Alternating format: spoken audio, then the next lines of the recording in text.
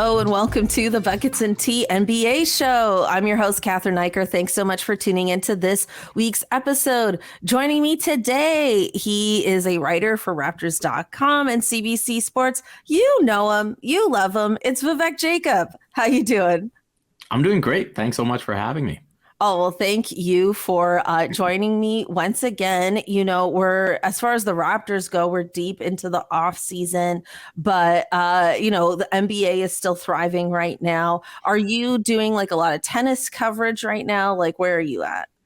Yeah, I'm all over the tennis right now. French Open coming up, and obviously super sad today seeing the Rafa Nadal news. And I feel like my fandom in sports as a whole is just like on its last legs. Like growing up watching LeBron, Federer, and Nadal, and Djokovic, and all of them are like, yeah, you know what? It's over. Yeah. No, go ahead. No, I was going to ask, like, do you feel like as we get older, it will be possible to be inspired by people who are like much younger than us? I mean, we'll still be fans, but it won't be the same, I think. It won't be the same. Someone was saying the other day, it's like, there's no way they could wear like a 20-year-old's jersey now. Like, it just feels weird. Oh, yeah.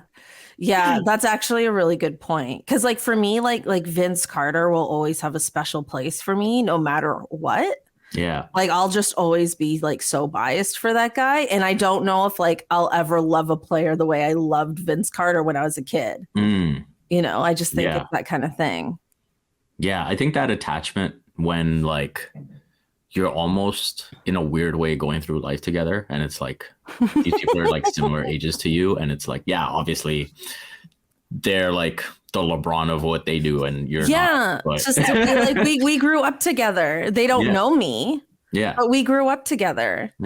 Yeah, it's true. We're gonna get into. We'll revisit this when we talk about the draft lottery. But let's start by talking about these Eastern and Western Conference Finals. Let's start off by talking about the East because we record this on Thursday. It'll be out on Friday, and we are coming off yet another phenomenal Jimmy Butler performance here. Game 1 in Boston. Like I'm still somewhat shocked that the Heat are here and they're bringing it, because I feel like it defies logic to me to be so bad during the regular season and then to just seemingly snap your fingers, have one locker room talk, and be where you are now. I feel like it defies logic, but here we are. Yeah, honestly, I feel like we see once again that at the end of the day, once that playoff game 1 starts, it is entirely different from the regular season. Just the style of play. And I think the more teams have really adopted that regular season style of like, hey, we're just going to get up a bunch of threes and this and that. And I think when you don't have that ability to truly adjust, then you kind of get hurt by it. And so I think we're seeing a bit of that. I think we're seeing, with Miami, obviously they had injuries like right throughout the year. Jimmy missed a bunch of games. Bam was probably the only one that was like healthy throughout. I think Lowry also missed a lot of time. Yeah. So I think that's part of it. And, I think the other thing too is just like the continuity factor, right? And so when you've got, like, when you look at the NBA landscape right now, right? Like, how many teams actually have championship experience, right? And I think this was a factor, when the Raptors in 2019-20, like, I think that was something that really helped them, whereas like, okay, Kawhi and Danny left, but you've got a bunch of guys who have championship experience and have been together. And you looked around, it was like, okay, the Warriors are hurt. Who else has that experience outside of LeBron, right? Because for so long, it was just like LeBron going to the finals, the Warriors going to the finals, and no one else really has that experience. And now I think we're kind of seeing that again. And that's true. And I don't think in that sense that it's a coincidence that, you have those 4 bubble teams back in the the four bubble teams back into the mix. Yeah, I agree. It's super weird. I mean, I think like, for all the credit Eric Spoelstra gets, and he does deserve all the credit that he's gotten. I also think this is just such a high IQ team. And I think, also like with Tyler Hero's injury, it really seems like Max Strus has really like stepped into that role and has fulfilled that for them, which I also think is like, the bit of quote unquote luck I feel a team needs to win a championship. So I feel like that's been, highly beneficial for them. And they just look like a championship team. Like they just have the poise and the grit of a championship team. I don't think they look like one on paper, but when you see them play, it's like they just have it. They just have this X factor. And, obviously like many people, I thought this was going to be a Milwaukee versus Boston series, but here we are. And I feel like Boston, who I still think is a great team, they're lacking composure in moments, which has surprised me considering they made it to the finals last year. Mm-hmm. So I don't know what's different about this year that we're getting like inconsistent, fourth quarter performances at times, or just like, I don't know. I just feel like they have moments where it's like a bad, costly turnover or something like that. I mean, I can't really explain it. I mean, a lot of people are questioning Jason Tatum right now, probably more than they should, honestly. Like, I think even great players have a couple bad moments. I don't even think it's a whole bad game. It's like a bad quarter here and there. But I don't know. I mean, what do you think of the Celtics right now? I think part of why you see some similarities to what we saw last year in terms of the turnovers, the bad decisions, all of that, like I think they genuinely lack a true point guard, right, or like a true playmaker, right? And as good as Marcus Smart and Derek White and Malcolm Brogdon are, they don't have that element to their game, right? And I think that would sort out some of the fourth quarter issues that they have. That would sort out, anytime their offense gets a little too one-on-one and it's like your turn, my turn type of deal. I think, having like a true playmaker, like they'll make sure guys are in their right spots, running plays for, not necessarily, Tatum Brown every single time. Right. And I think you keep the offense in a better flow that way. And so I think that's their biggest issue. And I think unless they like fully address that, it's going to stay an issue. And that's why even, you look at the game 1 loss to Philly, the game 5 loss to Philly. Mm-hmm. Like, once they get into like these, win or go home situations, then they really buckle down. And it's like, okay, we really can't afford to screw up now. But that sort of discipline that comes when you're just playing without those stakes, that comes when you have like a natural playmaker and a guard that will bring that to you, and they don't have that. So I think the really interesting thing for me was like coming into this postseason, and especially like if you looked at Miami, if you looked at the Lakers, it was like, oh, how are they going to have enough offense to keep up with some of these teams, right? Even the Lakers, the series before with the Warriors, that was my big thing. I was like, man, the Warriors just came out of this series with the Kings, who like score for fun. Like they just can't miss. Yeah. And now the Lakers have to find a way to match that offense. And it was like, well, the thing I learned was it's not about their offense, right? It's the fact that they can defend at such a great level that now it's like you don't have to score at that crazy level anymore, right? When you bring their offense down to a certain degree, then it makes it that much more sustainable for your offense. So I think Miami is kind of doing the same thing where they just defend so well.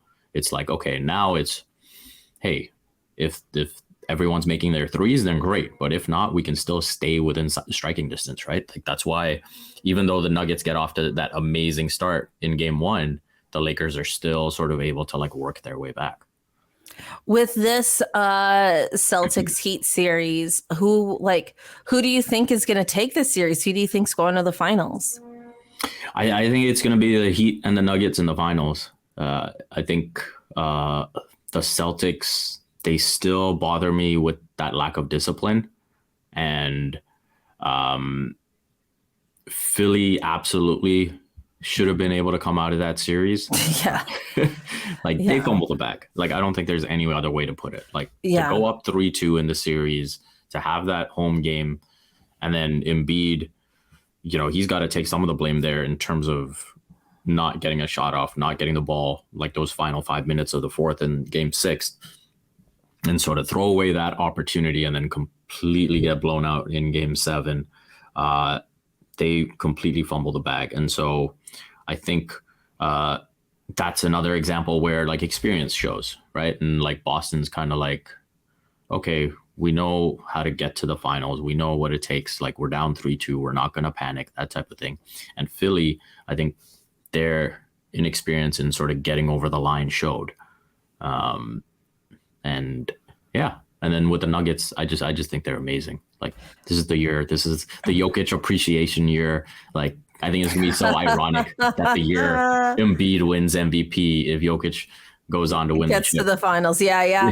Look, I completely agree with you. Actually, I think the Celtics Heat series is going to be close.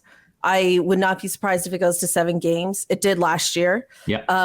But I think this is the year that Miami gets over that hump against this team because of the inconsistencies we talked about. But also, I really believe they know how much their time is right now. This team is not pretending like they have next year.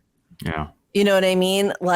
These guys are not, they're not getting younger. They know it. They are not wasting time here. And I think they're really, really going to go for it this time. Not that they didn't before, but I just think last year it came to a game 7 and it only came down to the last couple possessions. They were right there. And I think if Boston's just that little Jimmy bit, had that pull up 3. Yeah. That goes in. It changes everything. So I think, we're not really talking enough about their playoff demons and exercising their playoff demons, but they look like they're doing that right now. And so as of this moment, as of this recording, I am a big believer in the Heat. And then moving on to the Lakers Nuggets side of things. Yeah, I think the Nuggets have been, out of all these teams, out of all the chaos we've had this year's playoffs, from the very beginning of the season till now, have been the best and most consistent team out of anybody. And I think if anyone deserves this year's championship, it is the Nuggets. They deserve it. They have worked the hardest for it. Jokic doesn't even rest games throughout the season. You know what I mean? If that guy's healthy, he plays. They have fought for this moment for years. I also think they know that this is their moment in a year of just so much NBA parity that I don't think they're going to give this up easily either. I think the Jokic Anthony Davis matchup is going to be really fun to watch. I also think that this series will go long, but I do think the Nuggets will ultimately pull through, and I would pick them to win the championship as well. I just think that even though it'd be hard for me to root against Kyle, I love Kyle. Yeah. Talk about loving Raptors players. Yes, I have a special place in my heart for Vince Carter, but I do have a special place in my heart for Kyle. That's true.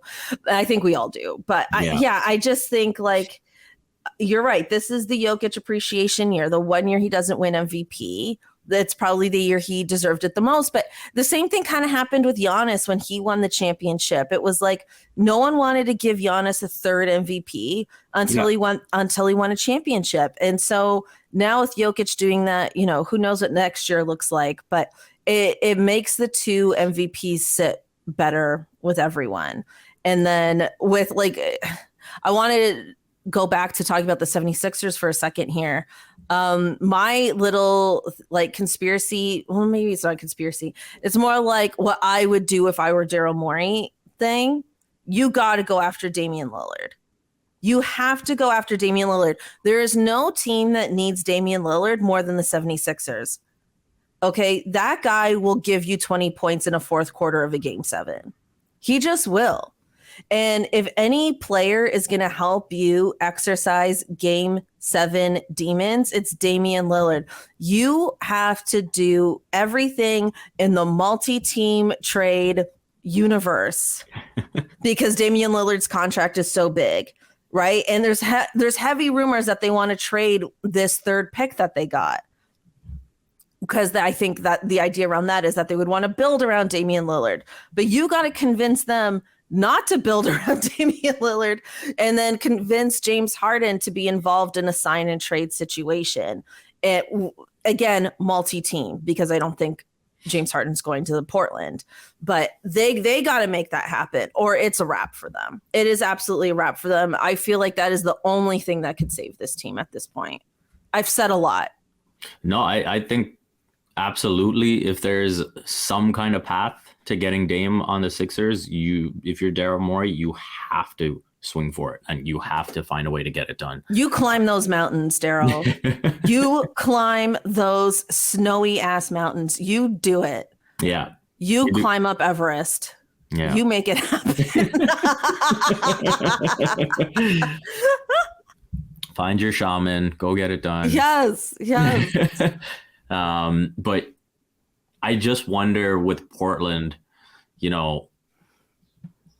I guess it comes down to evaluating, like if it came to it, like what is the trade that sends Dame there, and versus what is the deal, what is the return for the third pick, right?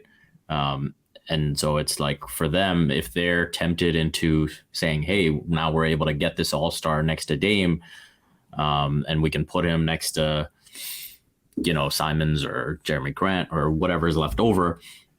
Now we think we can do something. And I think the other funky thing that's going to come out of this postseason is if teams weren't buying into the play-in entirely before, they're going to be all the way in now. Mm-hmm. Like when you look at the fact that the Lakers were in the play-in, the Heat were in the play-in, and now they're in the conference finals. Like, yeah, realistically, you probably have to look at the Lakers and say, hey, they have LeBron James and Anthony Davis. You have to look at the Miami Heat and say, hey, they have Jimmy Butler. But there are going to be teams that say, hey. Yeah, and the Heat had to win twice. Yeah. And there are teams that are going to be looking and saying, hey, you just have to get in. And especially if you're Portland and you have a guy like Dame, you are convincing yourself that, hey, we just need to get in. Get some better talent around him. But once we get in, anything can happen. Yeah. I mean, I agree that is what they are telling themselves. Yeah. I don't think they should tell themselves that. I agree. I mean, but I get it because I know what it is to be a homer, right? Yeah. And I just think, like, I really believe that the Damian Lillard era should be over. And I think if you're ever going to trade him, it should be now while his value is still high.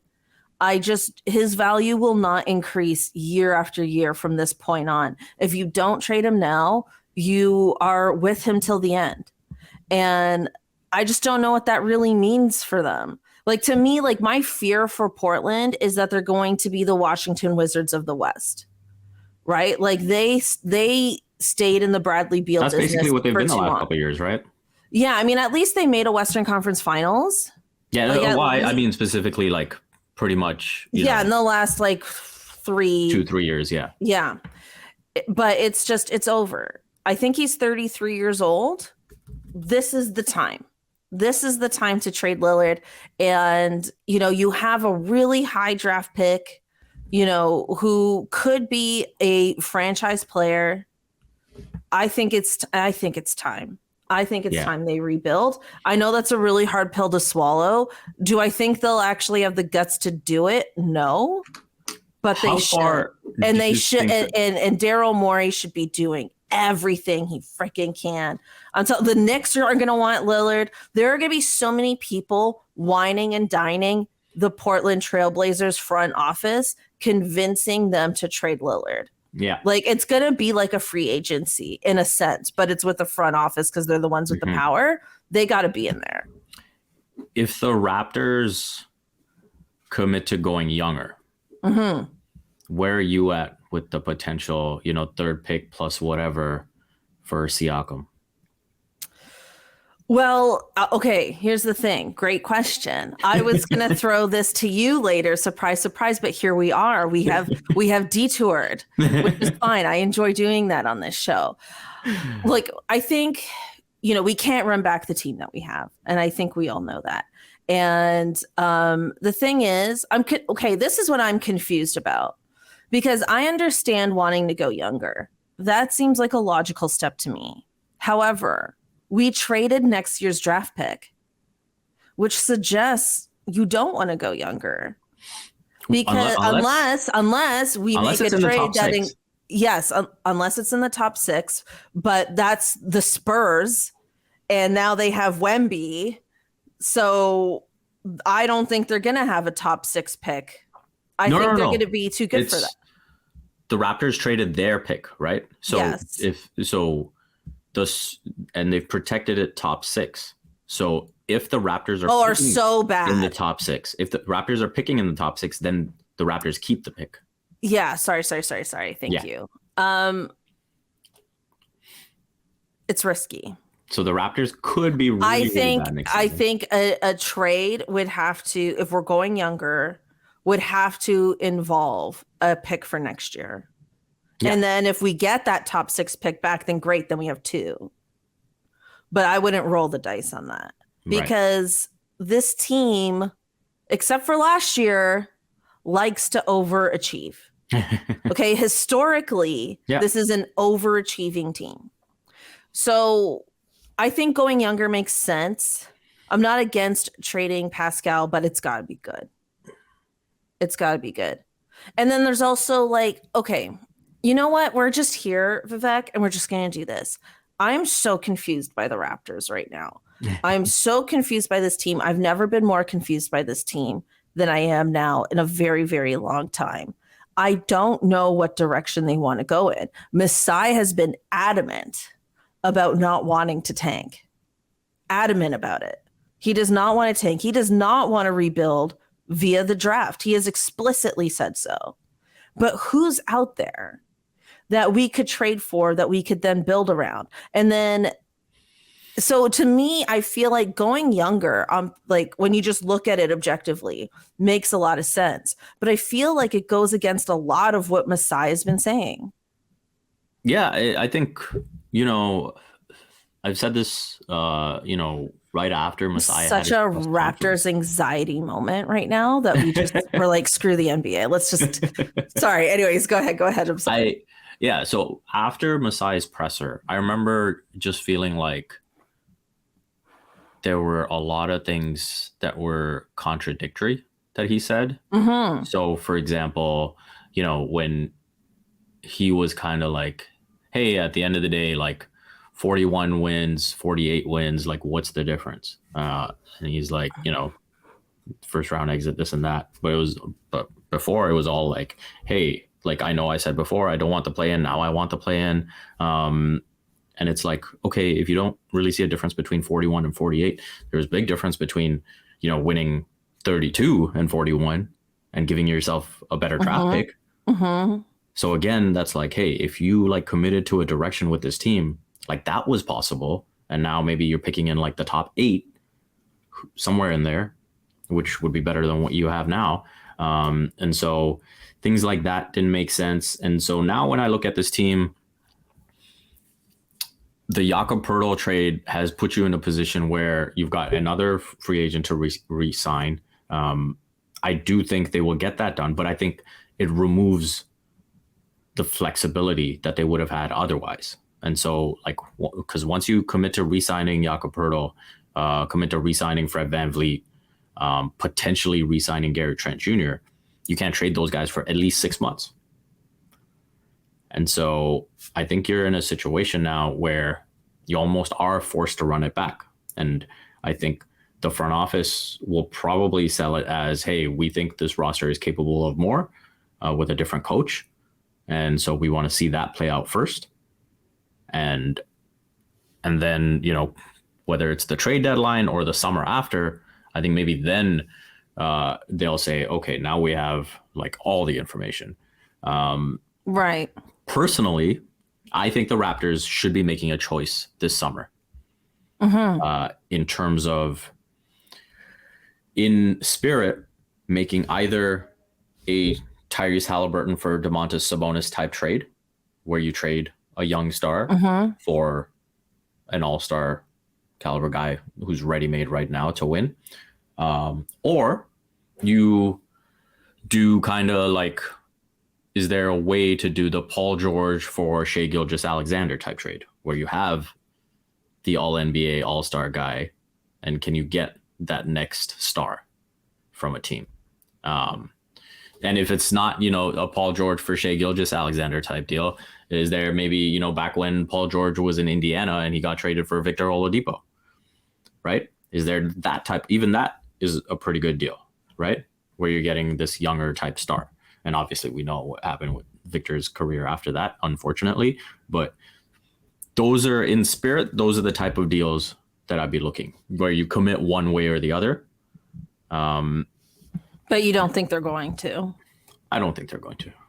I would be surprised. I would be pleasantly surprised if they did.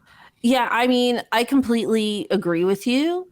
I think it does make sense to fire a coach before you blow up a team. So from that sense, I do see what the front office is doing. I also think, yes, this team is going to be better than last year if you run it back, because not just because of the coaching change, although that is obviously helpful. Jakob Poeltl mid-season took us from 12th to 9th in the East. Having a real starting center, no disrespect to the other players that were on this team, having a real starting center, an NBA center, got us from 12th to 9th alone. So think about having that for a whole season. Easily, we could be in a 7th, 8th conversation, if not even looking at numbers, if not even looking at 6, although that is heavily dependent on what the rest of this league does, because I think there's going to be some serious offseason trades happening this year. Right. But I just think so yes, the team will be better, but will it be enough? I think the ceiling on this team isn't championship. And I think that's the overall point. I think if you look at the near future, it's yeah, we could be higher in the standings than we were. But are we winning a championship with this roster? No, I don't think we are. And I think the Raptors are putting... I do think that's okay, though. Okay. Go on. I think the goal now is how do you turn this roster into one that's capable of legitimately winning the first round series? I don't think you just have to look at it in terms of, hey, can this team win a championship or not? Or is the ceiling a championship? It's how do you get back into the second round? How do you get back to, being a home court advantage team in the regular season? Right? I think that's got to be the first goal. And then you can kind of graduate from there. Well, I think that's fair. But then I feel if you're not going younger. Right. I do think that's fair. But then I think, the timeline issue becomes a thing all over again, because as you're growing, right, you're going to be, you're growing during the primes of Pascal and Fred. Right. So I think that becomes an issue, because then it's how much stock are we putting into Scottie becoming your number one player? Right. You know what I mean? Because it's I don't know. I just feel when we were in the DeRozan, Kyle years, you saw forward progression every year. It didn't always work out that way in the playoffs, but you could feel a forward momentum until that era was legitimately over. And I feel I just don't see that with this squad right now. But who knows? Maybe they are going to put in the work in the offseason and it is totally different. And this point will be completely mute. There's just so much unknown. But as just looking at it right now, I'm just I just don't see the growth and the timelines and all of it coming together and making sense. But maybe just one or two different players changes everything. I think the only thing I would say to that is the core doesn't have to be perfectly aligned in terms of their ages, right? Even if you think back to that Kyle DeMar era, Kyle is 4 years older than DeMar. And he was already in the league for a while, right? Before DeMar. And then you look at JV, he was even younger, right? And if you look at that core, that was kind of the core, right?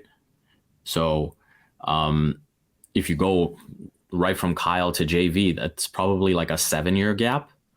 And so if you look at that with Scotty and the rest of them, I think it's possible. I think it's more so that in terms of the style of basketball that they want to play, that I don't think is perfectly suited. Right. And so that's where, I think you look at the needs of the NBA today, and if you're starting Scotty and Pascal and Yak, there's no way you're going to get enough 3-point shooting. Mm-hmm. And so I view it more from a fit perspective, and say, hey, if you had like a different guy in there, a different skill set in there, then you're looking at the core and saying, okay, this works. Yeah, I mean, I think that's a great point. I definitely see that point. My next question then for you is, as we've spontaneously gone off all our topics, is what do you, as an official insider, what do you make of the chemistry of this team? Because that's been another factor that's been sort of circling and that's sort of out there, that like maybe they don't all get along. Do you think that's true? Do you think it's kind of a non-issue? Where do you see that?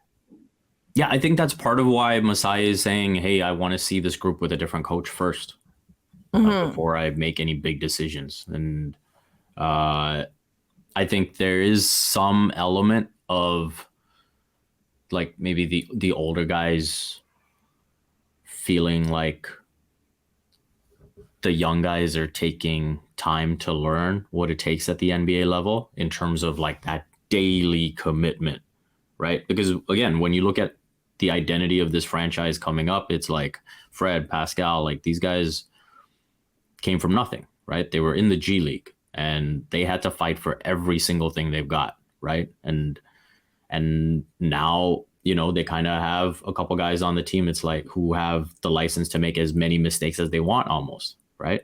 And they're busy making commercials. and so it's like, I don't think that would be an issue if they were seeing like the same maybe daily grind that they had to go through. But at the end of the day, like someone like Scotty is just flat out more talented, right? And so it's just going to be a process in figuring that out, right? Like even if you go to the essence of like when Kobe and Shaq feuded, right? Like Kobe was frustrated that Shaq didn't work as hard as he did.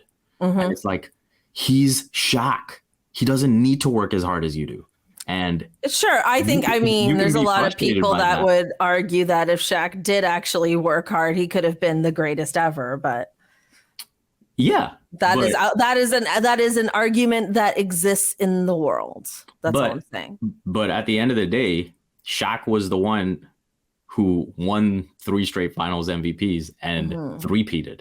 This wasn't like a situation where you were missing out on titles, It wasn't like the work ethic cost them something. They literally three-peated. So I'm just trying to get to that central point of like, I think these guys who are, very much like built on like that cloth of like nonstop work ethic, right? They can be frustrated to a point, but it's also like a 20, 21-year-old figuring it out. And you got to trust that he'll figure it out. And that's why Fred has said, hey, he'll be as good as he wants to be when he wants to be, right? And so Scotty's learning that. And so like you can have frustration, but you should also have understanding that, hey, for some people who have had it come easier, it's just going to take a bit longer. I think that's completely fair. Fred also talked about this team needing a culture reset in his end of season press conference. What type of coach would you like to see the Raptors hire? Or do you have anyone particular in mind? So I think for me, in terms of the culture, I don't want to see a rookie head coach who doesn't have a lot of experience behind them. So, for example, I mean, I don't think you don't want Joe Mazzulla. You don't want a guy who watches the movie The Town like 4 times a week or whatever that was I saw yesterday on Twitter. I did not see that. Absolute madness. It was a GQ article. Okay. He watches the movie The Town. Wow. Multiple times. I think it was like 4 times I enjoyed a week the movie, or something. but I think I've only seen No, that's psychotic. That is absolutely psychotic. And that is absolutely pandering to the Boston fans in a way that is just like, blah. Like, I mean, no, stop it. Stop. Absolutely stop it. Anyway, sorry, that's a tangent from me. No, I enjoyed that. By the way, I think Joe Mazzulla could lose his job if he doesn't win the series. We might not be finished. We might not be finished firing coaches. Actually, there's a lot of weird smoke on that guy. Like he watches The Town multiple times a week. I saw a report that he isn't exactly friendly with the media, which is actually like a huge part of being a head coach, and that was like a sticking point with Nick. This last season. Yeah, I mean, I don't know. He gives me a weird vibe, man. That's all I gotta say. He gives me a weird vibe. So yeah, in terms of the type of coach I want to see, when you talk about like resetting the culture and bringing better structure and things like that, I would not expect that out of an assistant coach who's only been an assistant for like a little while. Right. And I think my preferred candidates would be someone like a Monty Williams, someone like a Kenny Atkinson, who I thought was doing a really good job with Brooklyn until KD and Kyrie came along and said, hey, we don't want you around anymore. There's too much structure here. Yeah. I think those two would be ideal candidates. I mean, Becky Hammon would be at the top of the list if I just don't think she's interested. I think she has a great gig going right now. So I just don't think she'd be interested. If she were, then absolutely, that's like the no-brainer hire. But that would probably be my top 3. Beyond that, yeah, unless someone else were to become available. My like, like Joe Mazzulla. I'm kidding. I said like Joe Mazzulla. I'm just sticking with my conspiracy. Tyler getting let go. And coming over to the Raptors. Not that I'm. If Ty Lue was gonna be let go, wouldn't it have happened already? No, that's the thing. That's why it was my pipe dream. Oh, I see. I no longer have that expectation. I guess I got hopeful when like after they lost Game 6, he was kind of like, "Oh, I want to thank Steve Ballmer for the opportunity and this and that," and I was like, "What?" Oh yeah, that's kind of weird. Yeah. Yeah. But now apparently they're talking about an extension. So everything seems okay in Clipperland outside of health. But yeah. How do you feel about the latest Doc Rivers rumors? No, I'm okay. Yeah, I'm okay. I think. I low-key think Doc Rivers needs to retire, man. That guy doesn't even like walk without a limp anymore. Poor thing. Like I think his time is done. Yeah. I think he needs an assistant who can just like take over the strategic stuff. Like, especially once you've won 3 games in a series, like that's the hump he can't get over, right? Like the blown 3-1 leads, the blown 3-2 lead here. There's something there. Yeah, I mean, it's too much. It's too many to ignore. I think it's like 10 game 7s or something. I could be wrong about that number, but it's something like that. And I mean, like I saw something where in closeout games, he's just got like a terrible record. Like, some coaches, I don't want to quote the record because I can't remember exactly what it is, but like pretty much in terms of that chart, I remember it was like a bunch of people who were like 500, which is like perfectly reasonable in a closeout game. It's like you win some, you lose some. And then Steve Kerr was like 80%, which is like, you know, go ahead and dream that. And then Doc Rivers was just like, you know, he was like 30% or something like that. And that was just honestly, like it's so bizarre because he's such a good regular season coach that it gets to a point where it's like, this is a mental thing. It's a mental thing. I think it's a strategy thing where like the adjustments don't seem to come through at the right times. And like, even when, you know, Joel Embiid's not talking about touching the ball in the last 5 minutes of the fourth in game 6, like, how does that happen if you're the coach? But also, how does that happen if you're Joel Embiid? No, like, I agree. 100%. But everyone takes blame there, right? Like Harden as the playmaker takes blame there. Embiid takes blame there. The coach as well, right? And if you look at that like Sixers roster, the only people who like have championship experience there are Doc and PJ Tucker, right? Yeah, I think the only way I would be happy with Doc Rivers as our coach would be if we did decidedly go younger. So it isn't about it's not about the playoffs. Because I do think he could be a very good coach for a young team. Actually, if anything, I think the Houston Rockets should have held out instead of hiring Ime Udoka so fast. Like, I think if they knew like Monty Williams and Mike Budenholzer and all these guys are going to be available, they might not have like pulled the trigger so fast. Because I think Doc Rivers would actually be really good for a team like Houston, like a young up and coming team that like holds people accountable, just like teaches them how to be a pro, right? And does the whole motivational speech thing. And then it's like you kind of take someone over, like have someone else take over to do like the playoff strategic side of it. But I think outside of that, I think he's got to take some time, man. I don't think he's outside of that. I think the reputation is just too much. Let's get him back on the broadcast. He's a great broadcaster. If he gets his voice back, honestly. Yeah, he was a great broadcaster back in 2008. I don't even know. He did some Raptors stuff for a moment, I recall. Do you recall that? He did some Raptors broadcasts. Did he? Yeah, I have vague memories of Doc Rivers in a CTV studio or something. I promise you that happened. I promise I didn't dream that. That happened.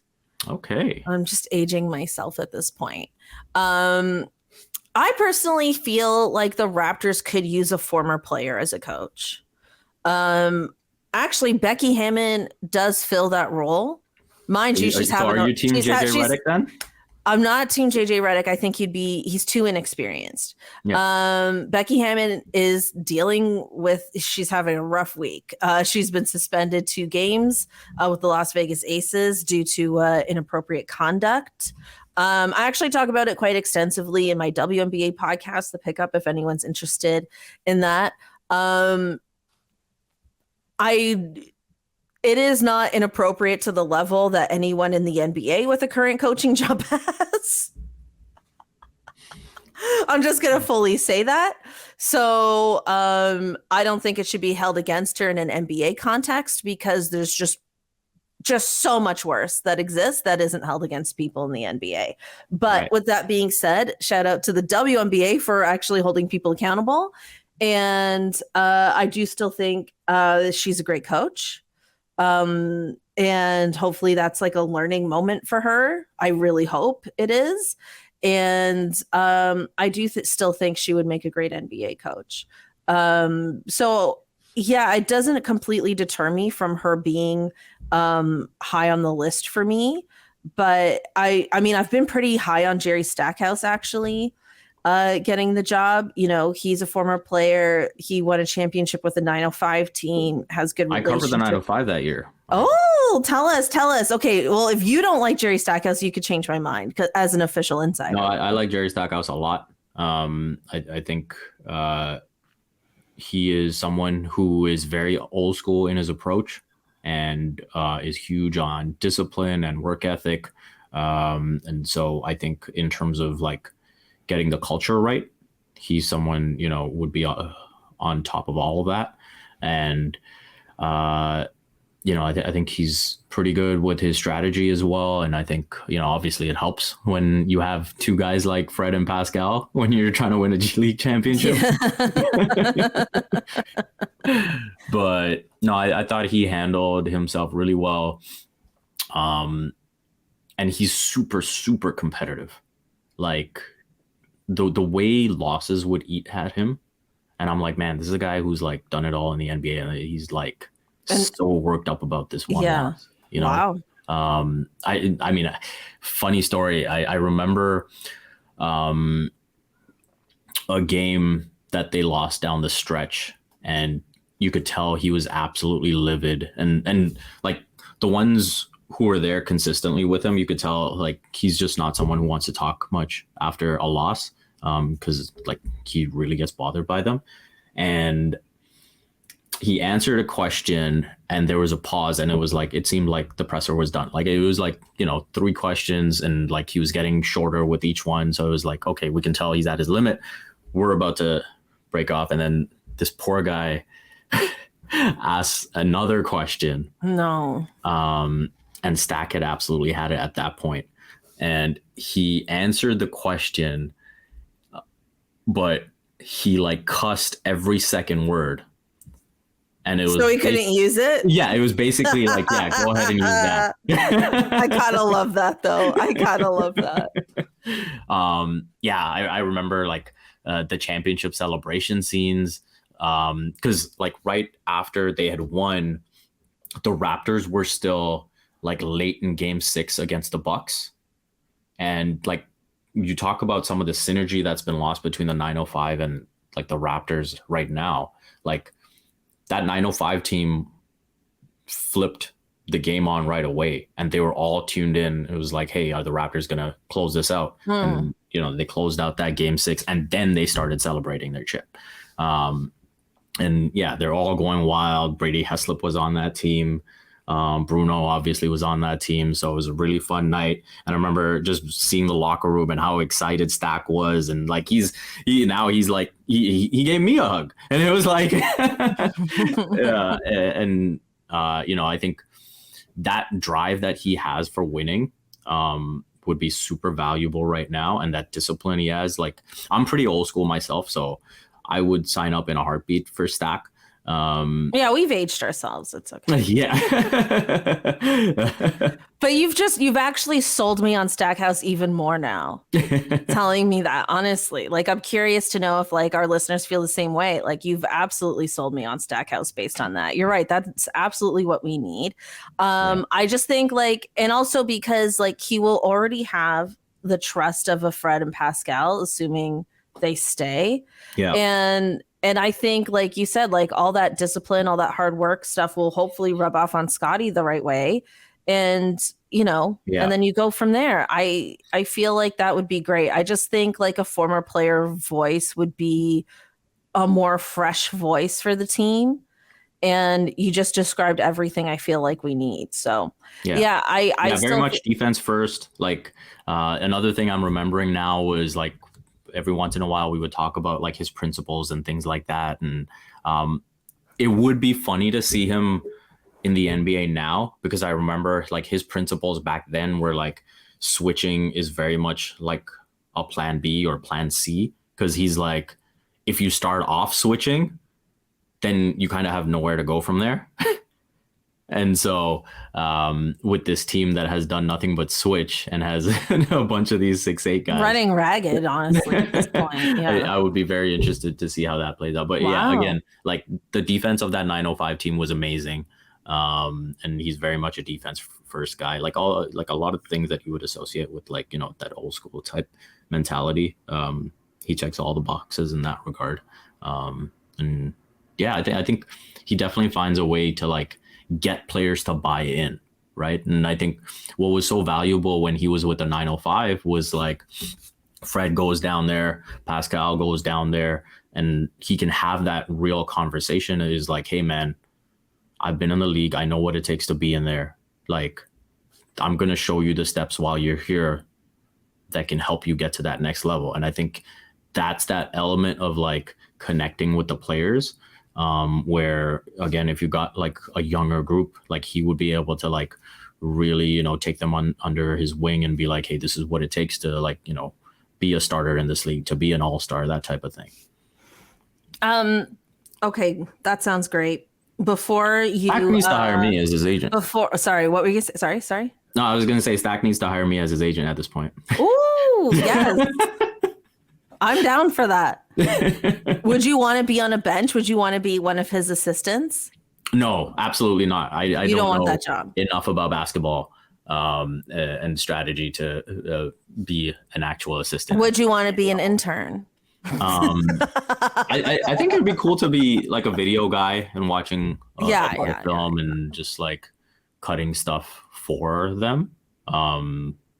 But in terms of actually like breaking it down for players and stuff like that, I'm probably not the guy. Yeah. That's okay. You know your role, agent. That's great. Vivek, before you hijacked all my topics, I'm so sorry. That's fine. We had a great conversation.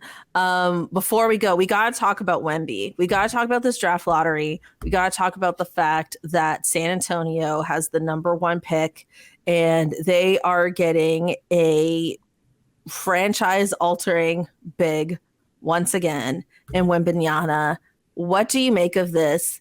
I will say this. There is a lot of talk out there about San Antonio making moves so they could actually become more of a win now team now that they know they're getting Wemby, which is like so interesting to me. I don't know if they're actually going to do that or not, or if they're going to give him a few years to work his way into the league or not. But tell me what you think of this whole San Antonio Wemby situation. Yeah, honestly, I think it's the smart way to go in terms of getting into that win now mode. Because say you look at the starting 5 right now, you've got Trey Jones, Devin Vassell, Keldon Johnson, Jeremy Sohan, and Wemby, obviously. And so it's like, which of those pieces or a couple pieces can you move to get back potentially an all-star? Or, you know, you made that trade, that DeJounte Murray trade, you got a bunch of picks back. Right, you made the Jakob Poeltl trade. You've got that in the bag, and so they've got picks, and I believe they also have like 40 mil in cap space. Yeah, so they have so many options. Yeah, and I anticipate this team exercising many of those options. I don't think they are going to worry about being in the draft again another year with Wemby. Honestly, I think they're going to take the approach of let's get as many winners around him as possible. Let's get as many championship experienced people in this league around him as soon as possible. Let's get him playoff experience as soon as possible. Like, why waste time? Because and you've hit the nail on the head, because like life comes at you quick in the NBA, right? Like if you think about Luka Doncic, right? Just a couple years ago, you're looking at Dallas and saying, oh my God, like this team is destined to do great things. Like just get the right pieces around him, this and that. Like that's how you usually talk when you get this great draft pick. And now the clock, they are firmly on the clock. It's like, what are you going to do to make Luka happy? Because you messed up the Jalen Brunson situation. You lost out on him. Dinwiddie left as a free agent. And now you've got this situation where, you've got no one really around him because Kyrie's probably going to leave, right? And so now they're in real bad. I think back to when Kristaps Porzingis was with the Knicks. First couple of years, oh my God, we got the unicorn. This is going to be great. A year later, he's asked for a trade, right? And so I think the Spurs are right on it. I mean, again, like that's a team that knew which direction they wanted to go in. They leaned firmly into that, got what they wanted, and now they're ready to go the other way. And I mean, they were on it, man. When they made that DeJounte Murray trade, they were just on it. They knew. They had Wemby in their sights from like years ago. Yeah, and now you've arguably got the best prospect since LeBron James. You've got one of the best coaches in the league. As you mentioned, they've got the cap room. They've got the picks. They've got young assets to trade if they need to. And so, yeah, they are ready to go, and they absolutely should be looking to do everything they can to surround him with winners. I will say this, there's been a lot of talk about like the Warriors and like, is their era over or not? I don't think it's over. I think they have 2 years left, realistically. However, there could be a new power in the Western Conference on the horizon in the San Antonio Spurs. And if they make the right moves, it could change absolutely everything. And I think whoever wins this year, I don't think they're winning next year. I think this is a one-time thing for the 4 teams that are left. And I think there's just going to be so much off-season movement because people are going to be desperate to get out of where they are, that there will be a whole new landscape going into next season. And I think San Antonio could actually be a massive factor in this offseason. Well, to circle back to how we started this conversation. Here we go. Going back to my topics. Yeah. I'm not going to write off LeBron. I'm going to hang on to these guys that I've watched growing up and say, hey, he'll be back next year. I think you're right about Steph. He'll be back next year. I hope my guy Klay can get it back together. God, I love Klay Thompson. I love Klay Thompson so much. Watching that Lakers series was so hard. Yeah. It was killing me. Again, you talk about, things that like connect you, even though you don't even know the guy. Like I ruptured my Achilles a year and a half ago. So like I have that relatability with him. And I'm like, man, I just want to see him, get back at that mountaintop. Obviously they were there last year, but him individually. Yeah. Yeah. So yeah, I think I'm just going to be rooting for the old guys to hang on as long as they can. I'm gonna throw Jimmy in the old guy category as well. He's officially in the old guy category. Yeah. Welcome, Jimmy. He's old school enough to be one of the old guys. Yeah. And obviously Kyle's on that team. So. Yeah. Look, my heart is with everyone you said. Always. Always and forever. Yeah. I'm just looking at what's happening. The crystal ball. I'm looking at the crystal ball and I'm seeing there's going to be, I predict a massive, I know it's not a huge free agency class. I don't think, but I think there's going to be a crystal ball. Okay.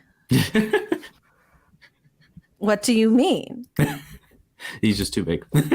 Oh yeah. He's 7'5". He doesn't fit into the crystal ball actually.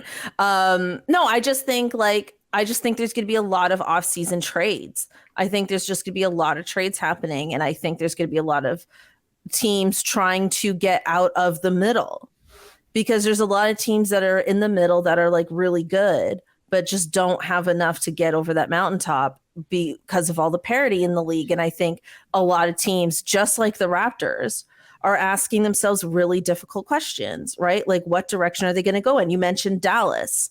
What about the Hawks? What about the Blazers? What is San Antonio going to do? You know what I mean? There's just so many teams that are in this. The Pelicans, there's so many teams in this middle tier that just need to break out one way or the other. And I just feel like it's going to hit that tipping point this offseason. Yeah. Now, one of the teams, like obviously San Antonio is going to be on the rise in the West, but I think Orlando is going to be scaring the East next season. Like Orlando's going to be better. Indiana's going to be better. Yeah. And like the flashes Orlando showed, like in that stretch where they were just playing ball before they kind of went into tank mode, were just amazing. And Bancaro and Wagner, like those are 2 studs to build around.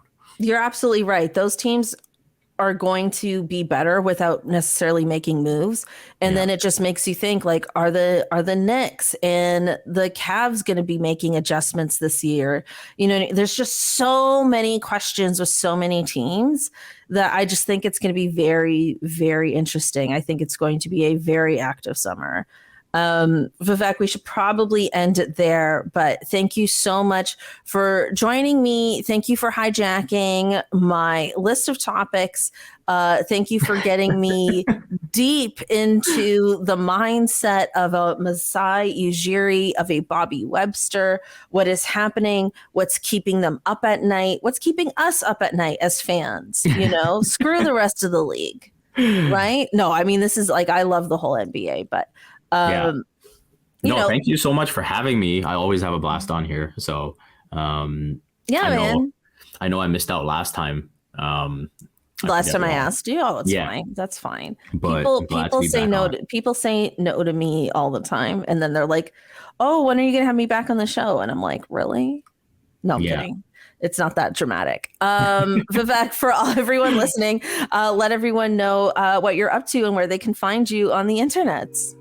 Yeah, you can find my work at raptors.com, at CBC Sports, and you can follow me on Twitter at Vivek M. Jacob. Thanks everyone for listening, and we'll catch you next week. Bye.